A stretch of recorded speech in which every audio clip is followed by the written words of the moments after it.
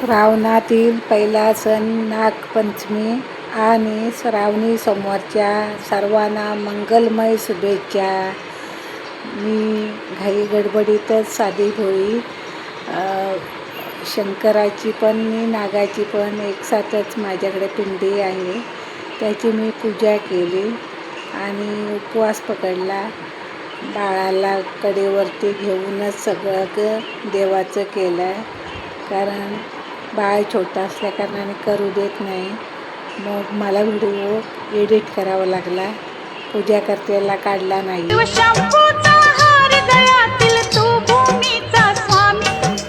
नागराजा तुझी आज आली नागपंचमी, हे नागराजा तुझी आज आली नागपंचमी. नागपंचमीची पोथीतली कथा. एकदा एका शेतकऱ्याच्या नांगराखाली नागिणीची पिल्लं मरण पावली. पिल्लांचा मृत्यू पाहून नागिण रागाने शेतकऱ्याच्या घरी पोहोचली, पण तिथे त्याची मुलगी श्रद्धेनं नाग देवतेची पूजा करत होती. तिने हात जोडून नागिणीची क्षमा मागितली. तिची निरागस भक्ती पाहून नागिणीचा राग शांत झाला.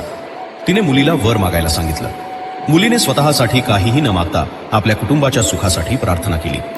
नागिणी प्रसन्न झाली आणि तिने तिच्या कुटुंबाला आशीर्वाद दिला. म्हणूनच नागपंचमी आपल्याला शिकवते, श्रद्धेसोबत दया ठेवा आणि प्रत्येक जीवाचा आदर करा. नागपंचमीच्या शुभेच्छा.